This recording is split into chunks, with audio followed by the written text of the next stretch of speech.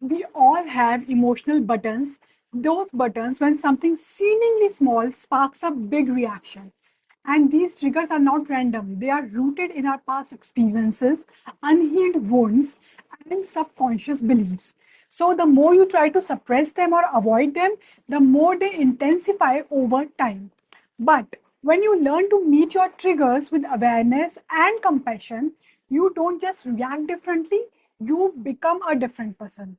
So let's begin the work of transforming your triggers into tools for healing and growth and turn your emotional pain into profound self awareness and power.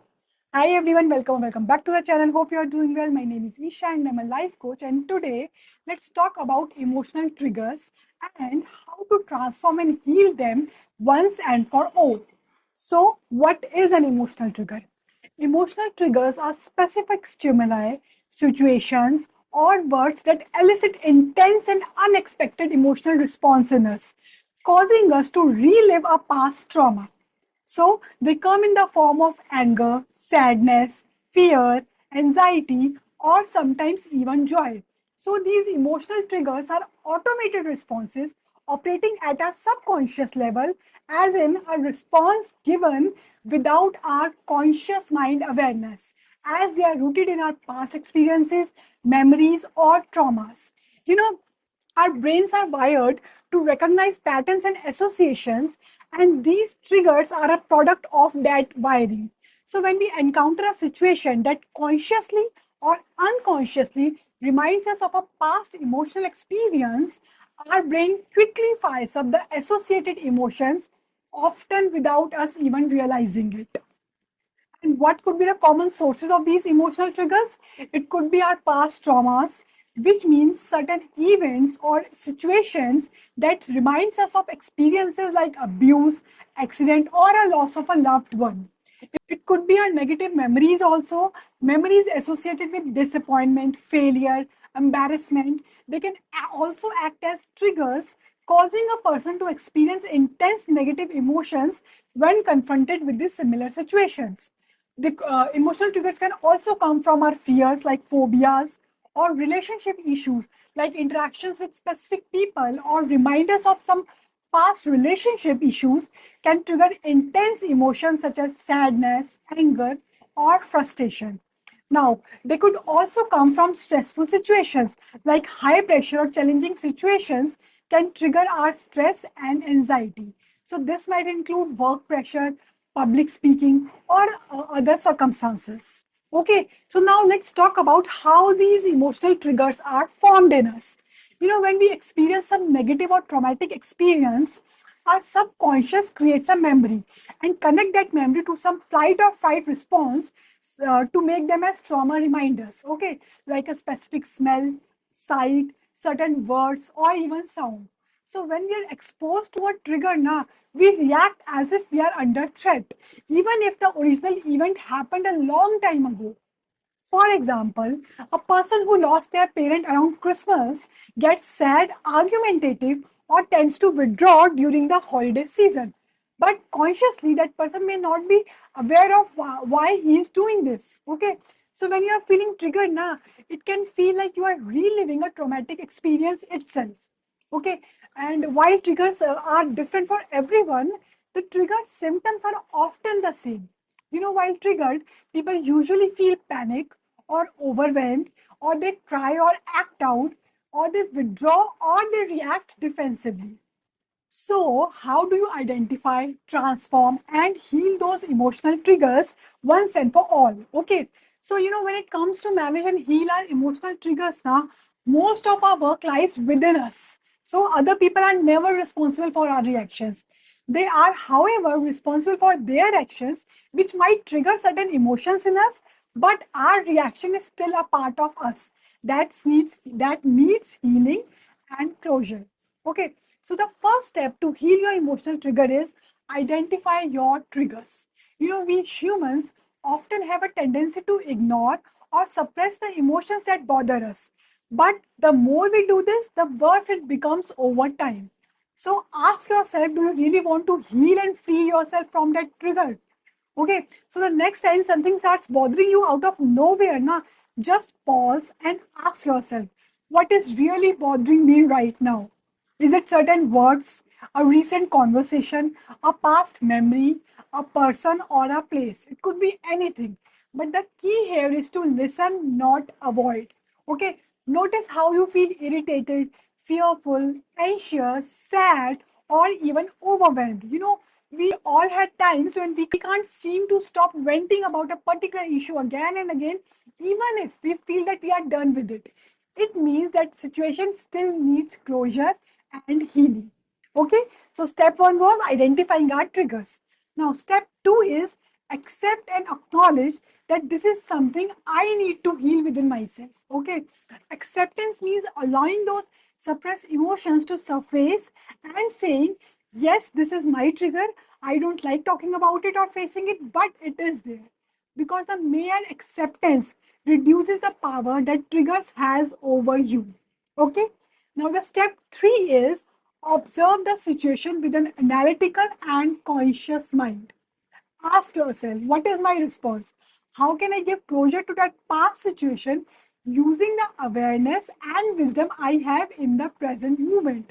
Okay, for example, if you often feel ignored or unheard in your family, pause and ask, is it really about me? Maybe the other person is projecting their own issues onto you, even unconsciously. In that case, the problem lies within them, not you. Okay. Or perhaps you are creating stories in your mind, thinking that you have been ignored, when in reality, nothing was intended. So these are all those concocted stories of our mind.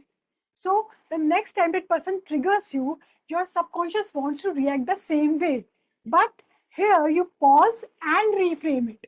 Give it a new closure, one that aligns with your truth and your current awareness. Okay, and over time, this new closure will become a part of your subconscious conditioning.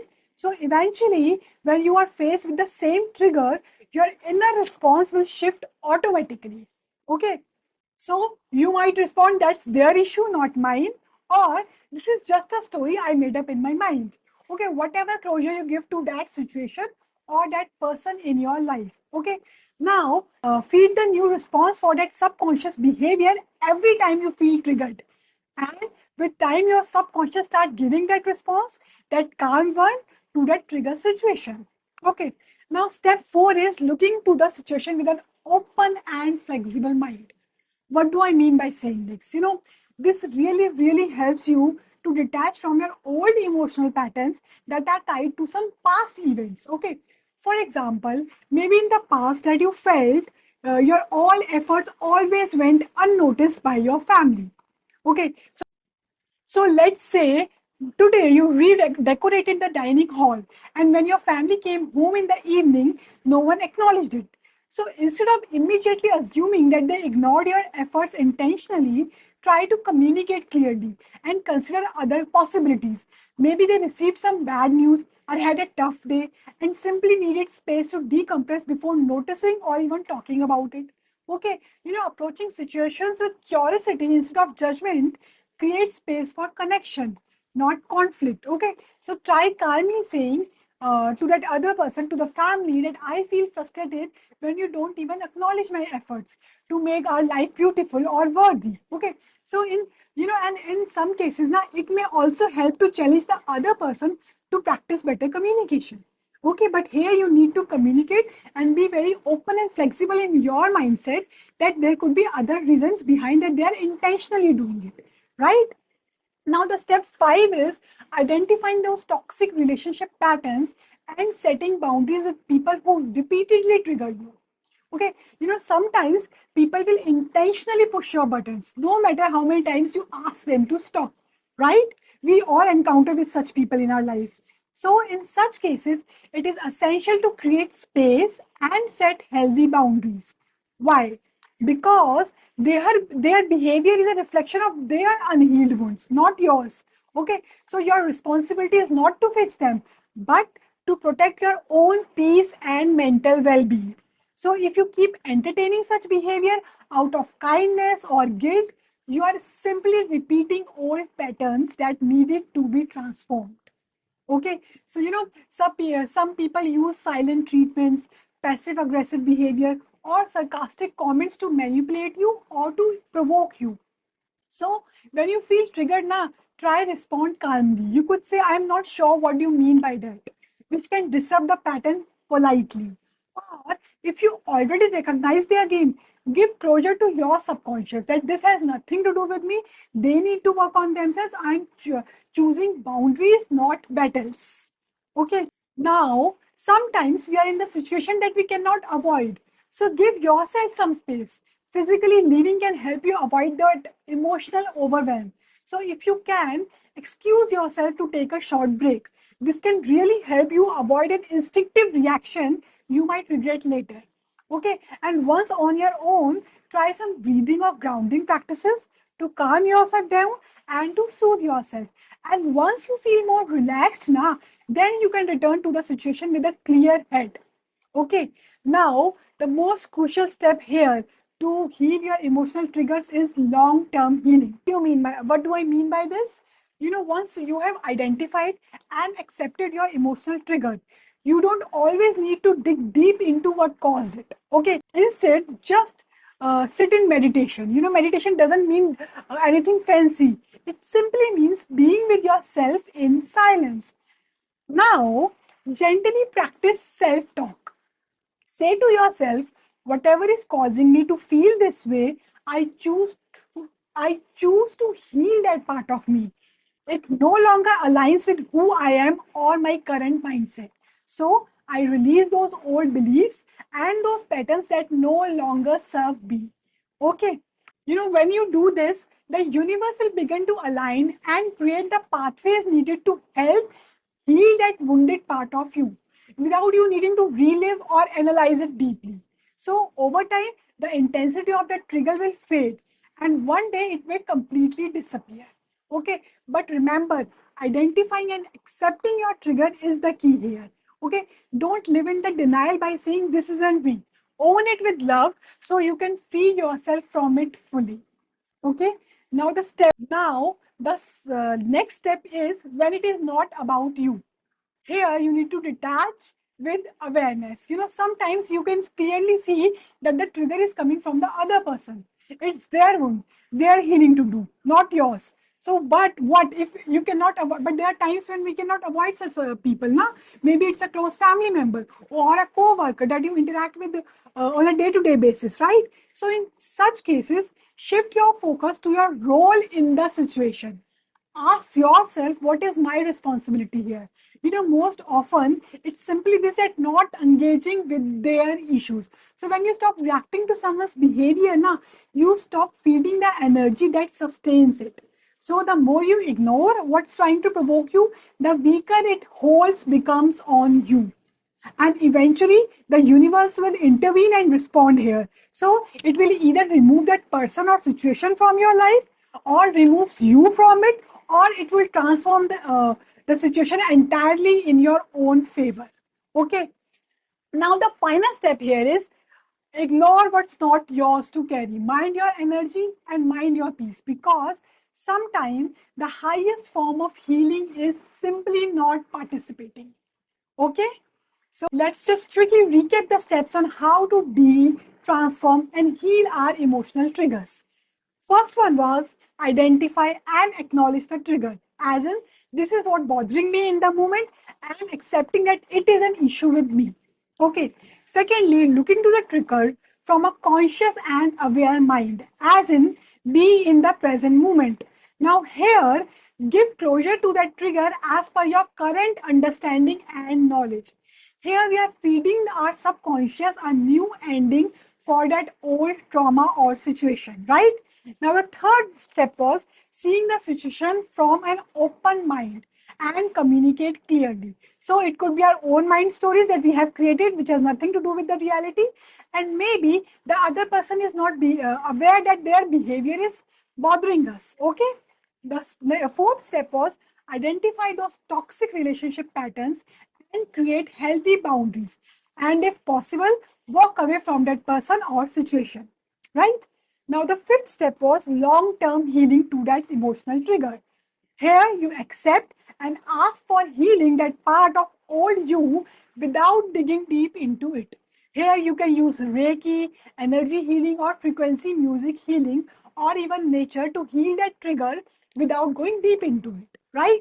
Now, the last but not the least was when you cannot avoid, even if you have identified that the issue is with the other person. Here, we ignore and shift our focus on what is our role to be played in that situation, and the universe will itself make way to resolve the trigger the other person or the situation is trying to cause you. Okay, you know, healing our emotional triggers is not about becoming perfect. It's about becoming our best version and removing the obstacles that are holding us back. So, every trigger is not a setback, but an invitation to pause, reflect, and to reconnect with that part of us that still needs healing and love. So, as you continue this journey, remember what once caused pain can become your greatest teacher. Okay, you have the power to rewrite your story, one conscious breath, one act of self compassion at a time. So, just keep showing up for yourself. Your healing is your power, your awareness is your transformation. So, keep rising and keep shining your light. Okay, with this, I close today's session. If you find it useful, please share it with someone who might need this. That's all. See you in my next video.